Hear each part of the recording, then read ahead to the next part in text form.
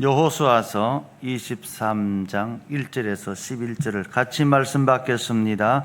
여호와께서 주위의 모든 원수들로부터 이스라엘을 쉬게 하신 지 오랜 후에 여호수아가 나이 많아 늙은지라 여호수아가 온 이스라엘 곧 그들의 장로들과 수령들과 재판장들과 관리들을 불러다가 그들에게 이르되 나는 나이가 많아 늙었도다. 너희의 하나님 여호와께서 너희를 위하여 이 모든 나라에 행하신 일을 너희가 다 보았거니와 너희의 하나님 여호와 그는 너희를 위하여 싸우신 이시라. 보라, 내가 요단에서부터 해지는 쪽 대해까지 남아있는 나라들과 이미 멸한 모든 나라를 내가 너희를 위하여 제비 뽑아 너희의 지파에게 기업이 되게 하였느니라. 너희의 하나님 여호와 그가 너희 앞에서 그들을 쫓아내사 너희 목전에서 그들을 떠나게 하시리니 너희의 하나님 여호와께서 너희에게 말씀하신 대로 너희가 그 땅을 차지할 것이라. 그러므로 너희는 크게 힘써 모세의 율법책에 기록된 것을 다 지켜 행하라. 그것을 떠나 우로나 좌로나 치우치지 말라. 너희 중에 남아있는 이 민족들 중에 들어가지 말라. 그들의 신들의 이름을 부르지 말라. 그것들을 가리켜 맹세하지 말라. 또 그것을 섬겨서 그것들에게 절하지 말라. 오직 너희의 하나님 여호와께 가까이 하기를 오늘까지 행한 것 같이 하라. 이는 여호와께서 강대한 나라들을 너희의 앞에서 쫓아내셨음이로라. 오늘날까지 너희에게 맞선 자가 하나도 없었느니라. 너희 중 한 사람이 1000명을 쫓으리니 이는 너희의 하나님 여호와가 너희에게 말씀하신 것 같이 너희를 위하여 싸우심이라. 그러므로 스스로 조심하여 너희의 하나님 여호와를 사랑하라. 아멘. 오 사랑의 예수님 내 마음을 권유옵니다. 곧 돌아와 나와 함께하며 내 생명이 되소서. 아멘.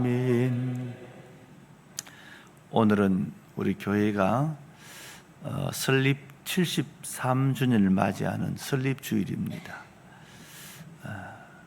73주년 역사를 가진 교회의 시작은 6.25 한국전쟁입니다. 6월 25일이 오늘같이 주일입니다. 예배 드리기 위하여 또 당시에 군인들은 외출이 많았고 특히 농번기여서 군인들이 대개 고향으로 농사 휴가를 받아서 많이 돌아갔습니다. 그러다 보니까 군대마다 군인들의 숫자가 많이 줄어 있는 상태 속에서 기회를 노리고 전쟁이 도발된 겁니다. 우리 교회 모교가 된 남대문 교회는 우리 한국교회의 모체입니다. 선교사들이 들어와서 맨 처음 교단을 초월해서 같이 만났던 광해원 국가에서 허락한 병원이었습니다. 거기서 예배 드리면서 이제 한국교회의 시작의 씨앗이 되어서 이제는 한국교회 세계에서 가장 교회 수가 많다고 하는 것은 또 그렇겠지만은 동네마다 가장 교회가 많은 유일한 나라가 되어 있습니다. 시작은 미약하나 내 나중은 창대하리라 하신 말씀을 우리가 읽게 됩니다. 오늘 우리 교회는 바로 그런 와중에서 남대문 교회 성도들이 50여 명 대구로 부산으로 피난을 오게 되어졌고, 그 가운데에 일부가 우리 대구에 남아서 고혜희 박사님 댁에서 예배를 드리게 됩니다. 그리고 배명준 목사님이나 김성경 전도사님이 서울에서 오락가락하면서 피난지 대구교회, 피난지 부산교회를 관할해서 피난 시절에 목회를 하게 된 거지요. 그리고 이후에 다 수복하고 우리 대구 남신교회는 남아있는 지역 교인들로 다시 구성되어지고, 특히 남신교회는 당시에 개성학교와 연관을 지어서 학생들 수가 많았습니다. 그 당시에 대구 시내에서 교회는 작았지만은 학생 수는 상위였습니다. 개성학교 학생들은 그 당시 기독교 학교임으로써 반드시 교회는 가야 된다, 이런 신앙적인 관념이 있었기 때문에 교회에 소속된 자들이 모이다 보니까 교인들이 되어졌고, 또 거기에 모인 학생들이 가장 가까운 교회가 남신교회이기 때문에 많이 몰리게 되었습니다. 이 대구 지역에 원로 은퇴하신 분 가운데 거의가 많은 사람들이 남신교회 당시 학생이었습니다. 그래서 그런지 우리 교회가 제가 추적해서 숫자를 보건대 73명에서 77명에 이르는 목사님이 배출됐습니다. 지금도 대구 경북 지역에 또 태국에 선교사로 나가 있는 우리 출신자들이 있습니다. 많이 사역하고 있습니다. 목회를 다 잘하고 있습니다. 대부분 임시 목사가 아니고 위임 목사로 사역하고, 그렇지 않으면 부목사로 계십니다. 우리는 그런 와중에 어제는 우리가 73년 역사를 맞는 교회가 이렇게 예배당을 헌당하게 되었습니다. 우리가 예배당을 건축하면은 헌당할 때는 몇 가지 조건이 있습니다. 첫째가 부채가 없어야 됩니다. 그리고 교회가 다 갖추어져야 됩니다. 그런 과정 속에 이제는 하나님의 은혜 받은 백성들로 하여금 보이는 교회가 된 교회의 당을 하나님 앞에 바친다는 의미가 봉헌입니다. 그래서 우리는 예배당을 봉헌하기 전에 부흥성회를 통해서 교회된 내 자신부터 먼저 봉헌하자 그랬습니다. 우리 성도님들이 적진 않지만은 부흥회 때는 더 적었습니다. 갈급한 마음으로 다 나와서 우리 자신이 주님 앞에 바로 서고 우리 신앙의 고백을 제대로 드리고 하나님의 거룩한 뜻 가운데 서는 것이 우선입니다. 아무리 교회를 잘 지어 놓아도 신앙이 바로 된 사람이 모이지 아니하면 그것은 아무 의미가 없는 집합소밖에 안 됩니다.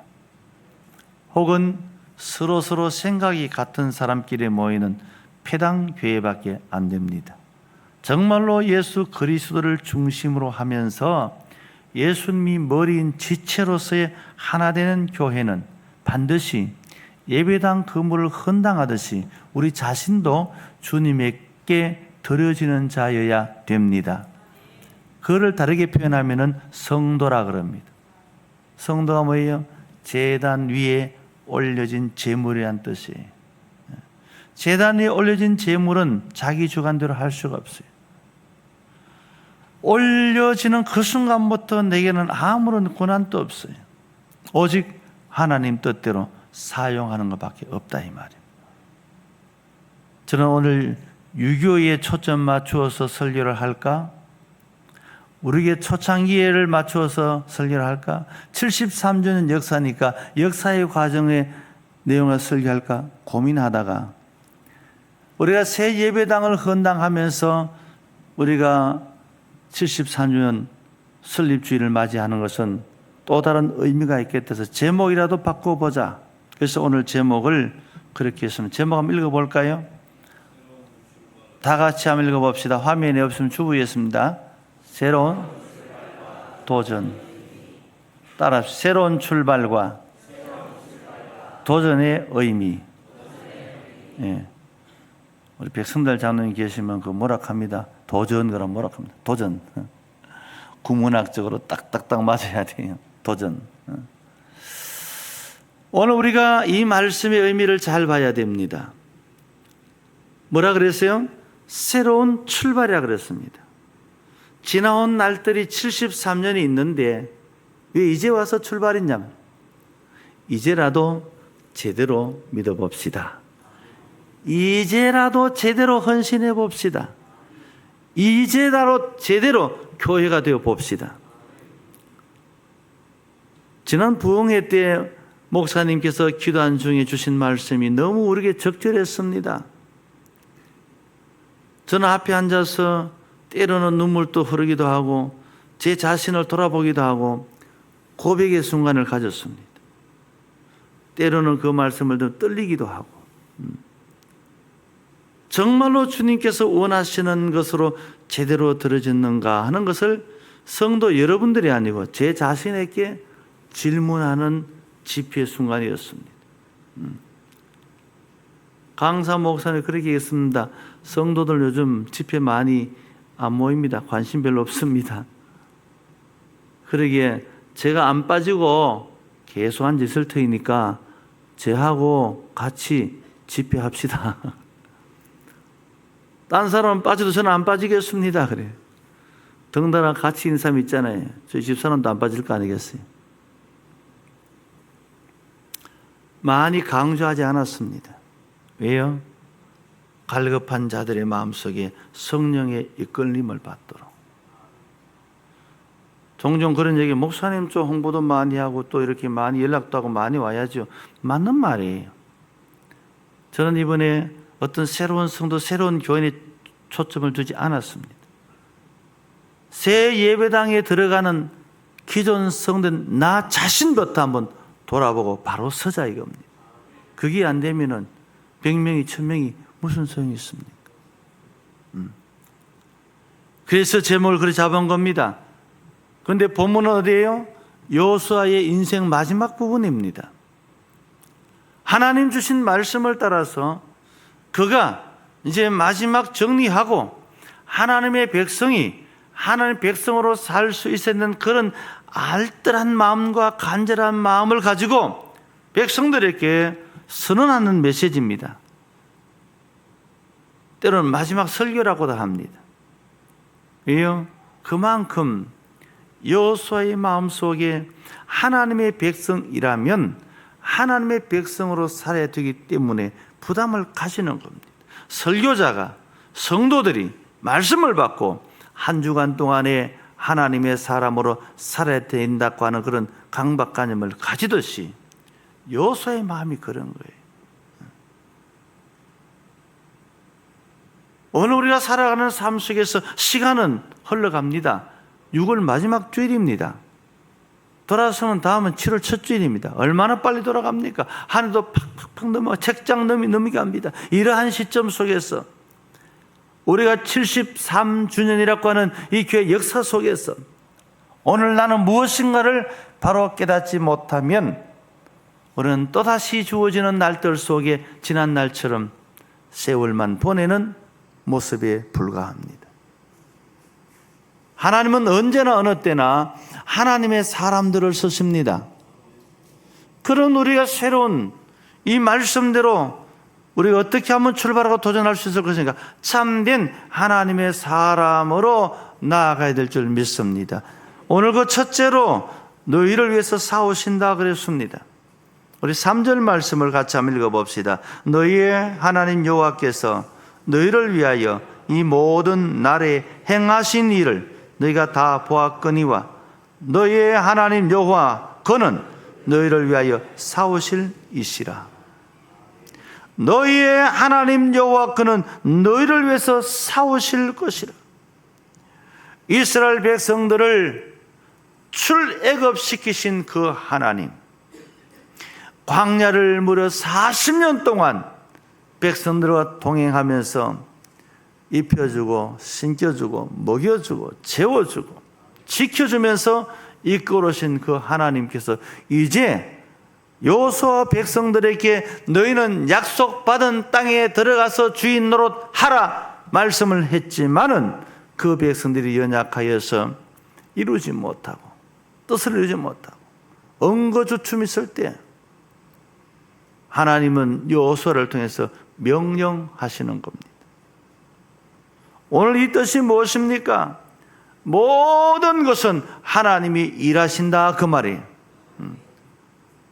모든 것은 하나님이라서 우리의 인생살이 모든 것을 이 자리에서 한번 돌아보시기 바랍니다.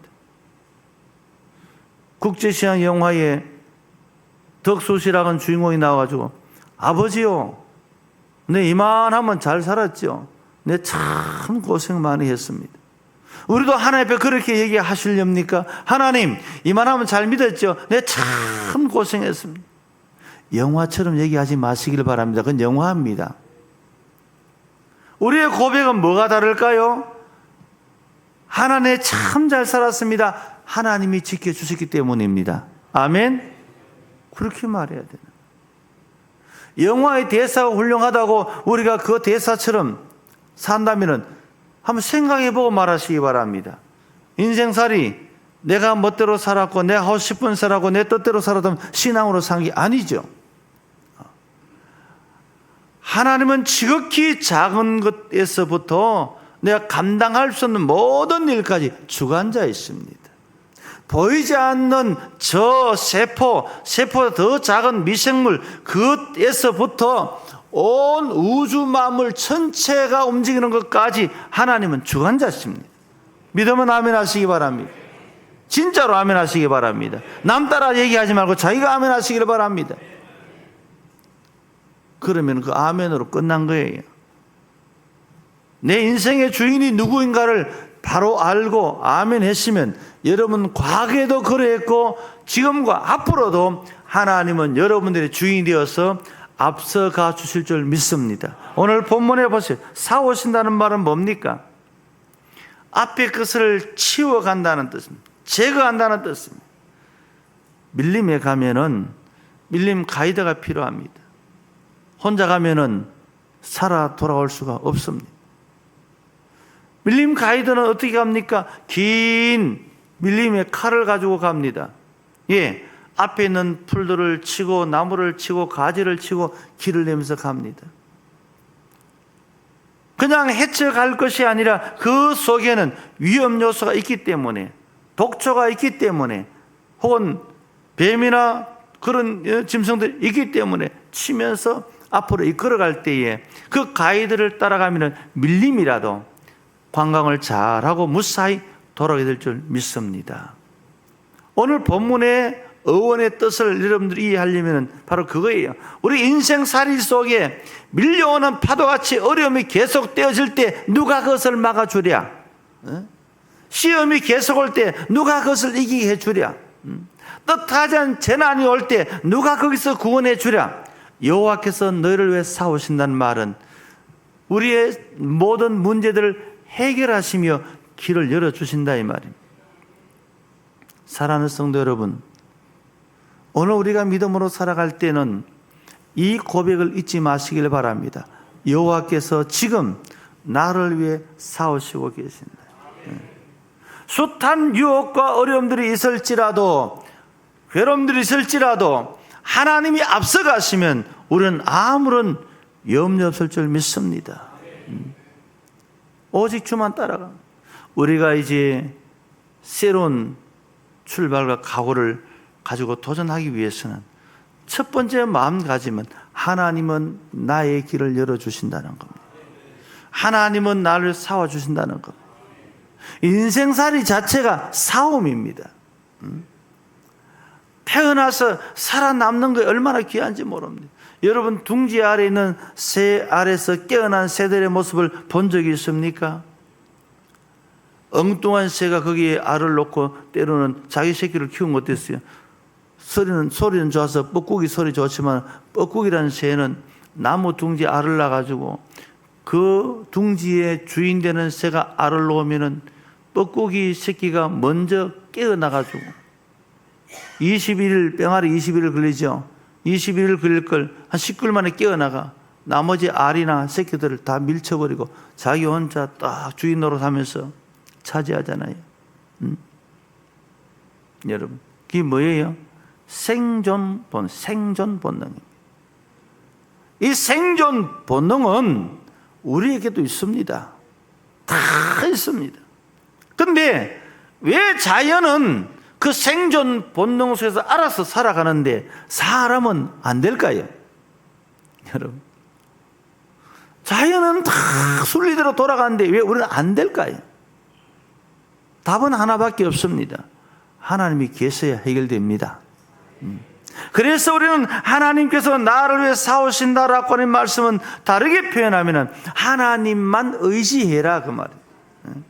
하나님만 의지해라. 우리가 성경에 위대한 인물들이 많이 있습니다. 그 중에 한 사람을 꼽으라 그러면 야곱을 꼽을 수가 있는데, 이 야곱이라고 하는 사람은 파란만장한 인생을 삽니다. 출발은 그렇지 않았죠. 귀한 집안에 귀공자로 태어났습니다. 형도 있었습니다.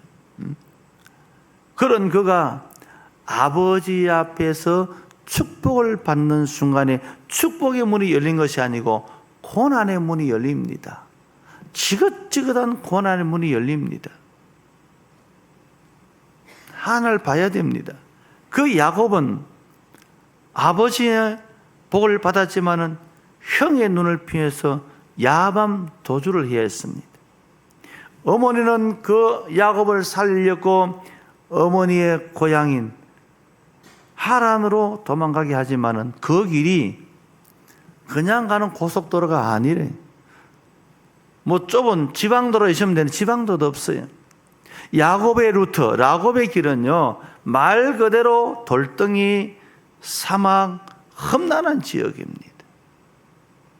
그 지역을 혼자 가야 됩니다. 얼마나 고독하고 힘듭니까? 도적이 있을 수 있습니다. 낮에는 40도의 불볕 떠이고 밤에는 영하 40도의 냉기가 그를 엄습해올 때 이겨내야 했습니다. 야곱이 어느 경점에 가서 피곤해 잠을 잘 때, 돌을 베개 삼아 잠을 잘 때, 그가 깊은 잠 속에서 꿈에 자기가 잠자는 그 위에 사닥다리가 펼쳐지고 천사들이 오르락 내리락 하는 것을 보게 됩니다. 그리고 깨어납니다. 중요한 얘기를 그때 합니다. 하나님, 내가 무사히 갔다가 돌아올 동안에 하나님 나를 지켜주시면 내가 하나님의 뜻을 이루며 하나님의 계획대로 살겠다고 고백을 합니다.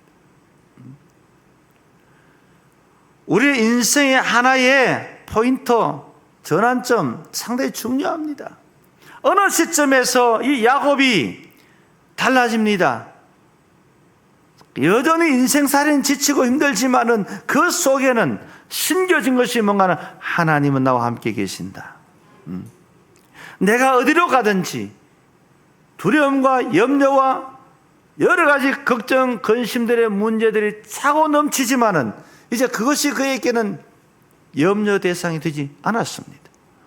하나님이 함께 계신다.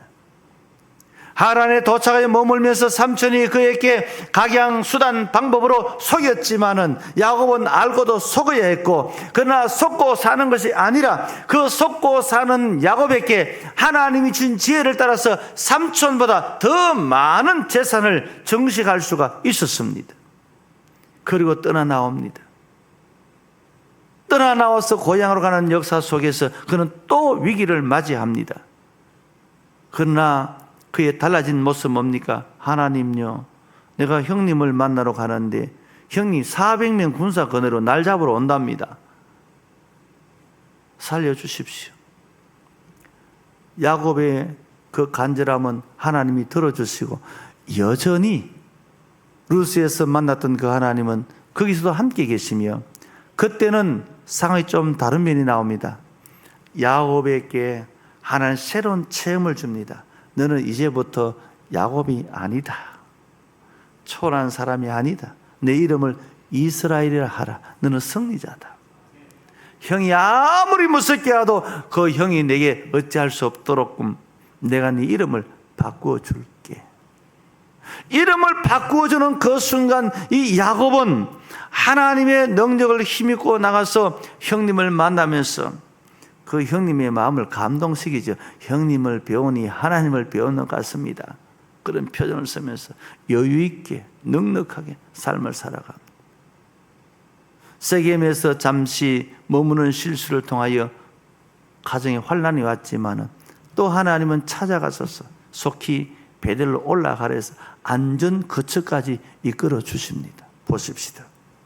오늘 우리 인생의 삶 속에서 순간순간마다 새로운 각오와 새로운 결단과 새로운 출발을 이룰 때마다 내 방법은 아무런 의미가 없기 때문에 야곱은 그때마다 하나님을 찾았습니다. 하나님을 의지했습니다. 하나님을 따라 사니까 그의 막힌 길도 열려지고 그의 삶의 문제가 해결되어지고 천지를 지으신 하나님의 도우심의 역사가 그와 함께한 줄 믿습니다. 그럼 우리 남신교회 성도 여러분, 우리가 새로운 각오와 다짐을 가지고 출발해 가면 하나님이 도우십니다. 가정일도 도우십니다. 사업도 도우십니다. 그럼 목적이 있어야 됩니다. 내 가정이 내 멋대로가 아니라 하나님 중심으로 살아야 됩니다. 내 직장이 내가 가꾸는 직장이 아니라 하나님이 함께한 직장이 되어야 됩니다. 그 속에 하나님의 인도하심이 있고 하나님이 허락하신 은혜가 있고 열어주시는 복이 있고 형통이 있게 될 줄 믿습니다. 그럼 우리는 담대하게 이 말씀을 의지하고 출발하는 겁니다. 무엇을? 하나님이 함께 하시기 때문에 나는 된다. 나는 할 수 있단 말이에요. 염려 없이 잘 감당하게 될 줄 믿습니다. 오늘 남신교회 성도 여러분들이 우리가 주저주저한 이유는 답은 하나입니다. 하나님께 온전히 의지하지 않기 때문에 내가 뭐 하려 하다가 또 주저앉고 또 주저앉고 늘 작심삼일이에요. 오늘 여기에 하나님이 함께 하시되 무엇으로 함께 하시는가? 6절 말씀 같이 읽습니다. 그러므로 너희는 크게 힘써 모세의 율법책에 기록된 것을 다 지켜 행하라. 그것을 떠나 우로나 좌로나 치우치지 말아라. 즉 말하면 하나님이 모세를 통해서 내 백성, 하나님의 백성이라면 지키고 살아야 될 것을 주셨는데 너희는 그것을 지켜서 우로나 좌로나 치우치지 말아라. 이 말은 뭡니까? 온전히 하나님의 말씀을 순종해라. 여러분, 우리에게는 이런 원리의 삶이 많이 있습니다. 요즘은 차를 타면 다 내비게이션을 따라갑니다. 그러니까 어디 가는지 걱정 안 해도 돼요. 여러분, 내비게이션 어디까지 가능할까요? 지구 한 바퀴 돌아도 됩니다. 한번 여러분 연습해보시 내비게이션 한번 해보시기 바랍니다. 안 나온 데가 있는가? 다 한국어로요. 한국어로 다 나옵니다. 저기 중국 가보세요. 중국도 한국어로 나옵니다. 저기 또 러시아를 거쳐서 유럽으로 다 한국어로 나옵니다. 예, 우리 한국 사람이 만들어가 한국 사람 쓰라고. 다 그걸 보면은 어디가 염려 없어요. 다 갈 수 있어요. 그것을 크로즈업 시키면은 이 땅에 한국에 앉아가 유럽에 내가 갈 곳을 미리 볼 수 있어요. 좋은 세상이잖아요.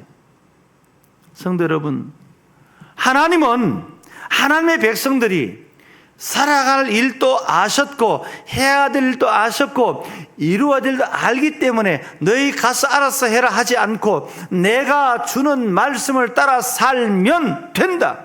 하나님이 우리 인생의 삶에 내비게이션이 되어서 길을 가르쳐주고 인도해 주는 겁니다.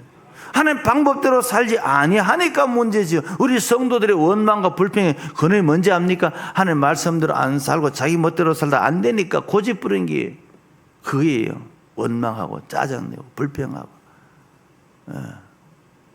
여러분, 우리가 사는 삶 속에서 흔히 듣는 낙심의 소리, 좌절의 소리, 비관의 소리 자세히 들어보세요. 어디서 나오는가? 우리가 하나님은 그런 현장 속에 계시면서 그렇게 될 수밖에 없는 것을 가능하도록 될 수 있도록 바꾸어 주시는 하나님인 줄 믿습니다. 그러니까 하나님 말씀대로 살아라 이 말. 세상 살아가는 사람들이 자기 삶을 이루기 위해서 길을 펴고 살아갑니다. 여러분, 꼭 우리가 내 가정과 내 사업을 위해서는 자문서 꼭 읽어보시기 바랍니다. 맛있는 밥처럼 꼭꼭 씹어 읽어보시기 바랍니다. 대충 읽지 말고. 거기 보면요, 어떻게 하면은 사업이 잘 되고, 어떻게 하면은 돈을 벌고, 어떤 사람 만나서 하면은 동업이 잘 되고 다 나와 있어요. 세상에 뭐 경제학자들이 쓴 경제 원리 있지요.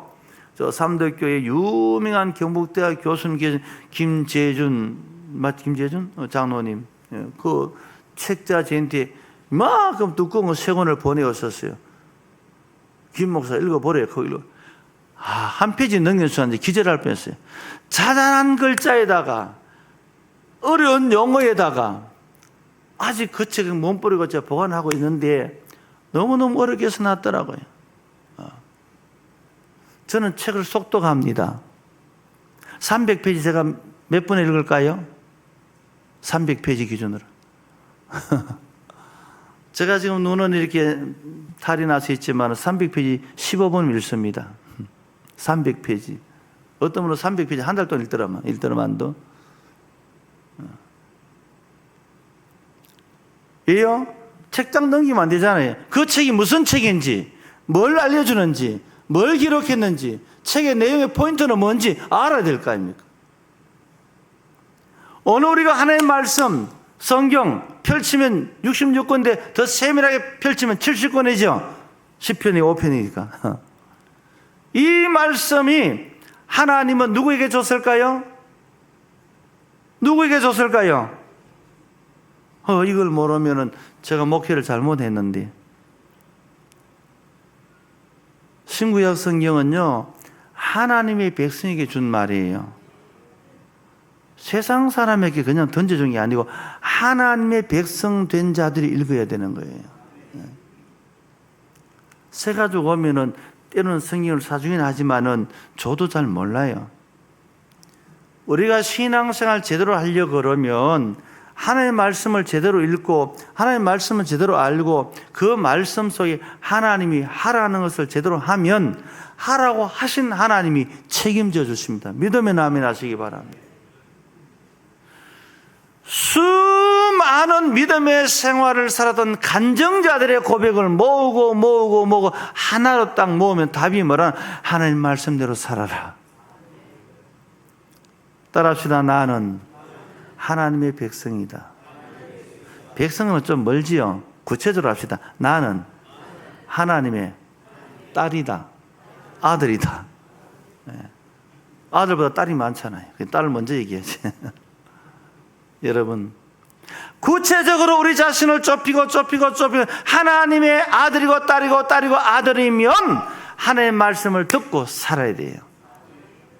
요즘 시대처럼 아버지는 늙고 아들은 젊으니까 아버지 뭐 아는 게 있습니까?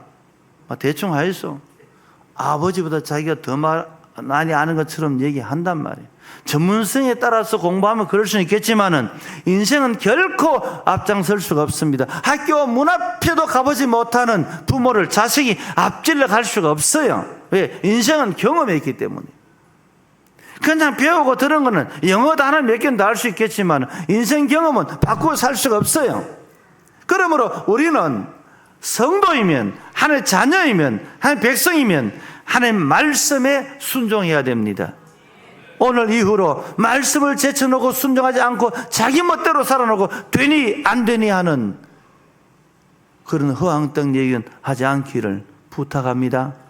주의 말씀으로 명령합니다. 그렇게 사셔야 돼요. 다 잘 되기를 원하고 형통을 원하면서 말씀을 아무리 가르쳐도 듣지를 못해. 지난 부흥성회 때 목사님 적절한 말씀에 예받아. 우리가 들을 줄 알아야 돼요. 똑같은 말을 어떤 사람은 무슨 말 듣는다고? 그 말씀을 기억한 사람은 알겠다. 왜 하나님의 말씀을 우리가 그릇되게 듣습니까? 정신 차리지 않고 듣거나 대충 듣거나 생각 없이 들으면 하나님의 말씀이 안 들려요. 들려도 내 계산에 합리화시켜서 그건 욕을 거야. 제일 위험한 얘기가 합리화시켜 듣는 겁니다. 성경은요, 먹는 것도 섞여서 먹지 마라 그랬어요. 옷도 섞어서 입지 마라 그랬어요. 무슨 뜻이에요? 하나님의 말씀은 하나님의 말씀으로 바로 알고 바로 듣고 바로 믿으면 복이 될 줄 믿습니다. 그것이 순종이에요. 다 지켜 행하라 했으면 아멘. 그게 답이에요. 11절 말씀에 무엇을 얘기합니까? 같이 읽어봅시다. 그러므로 스스로 조심하여 너희의 하나님 여호와를 뭐하라? 뭐하라고요? 사랑이 뭐예요? 눈물의 씨앗이지요. 아멘. 이제 어제 피곤해가지고 주무셨거든. 이제 깨십시오. 틀고 다 끝나갑니다. 이제 깨시고 들으십시오. 어떻게 도전할 것인가? 새 출발해서 도전할 것인가? 하나님을 철저히 의지해야 됩니다. 그리고 하나님의 말씀에 내 생각을 곁들이지 말고 합리화시키지 말고 타협하지 말고 곧이곧대로 순종하십시오. 인생에도 내비게이션 있고 차도 내비게이션, 우리 신앙의 내비게이션 하나님의 말씀입니다.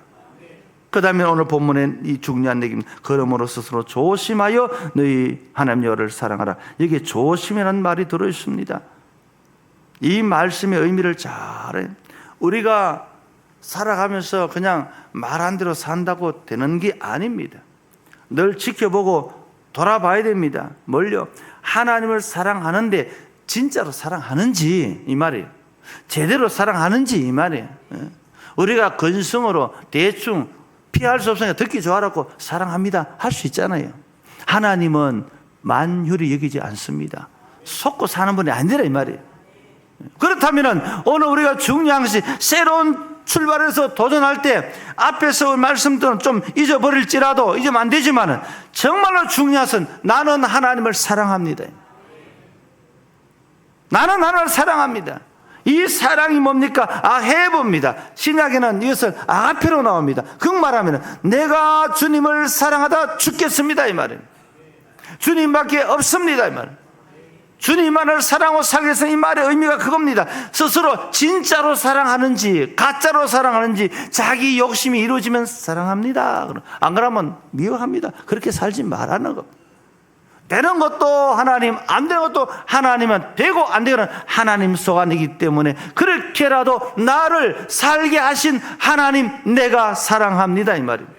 사랑은 우리 지정의의 고백입니다. 우리가 출발은 전쟁터에서 출발했지만은 과정 속에 우리 교회 어려운 고백들 많았습니다. 우리 교회 안에 전쟁 많았습니다. 지금도 여러분 교회별 마음 심령에 전쟁하고 있는지도 모릅니다.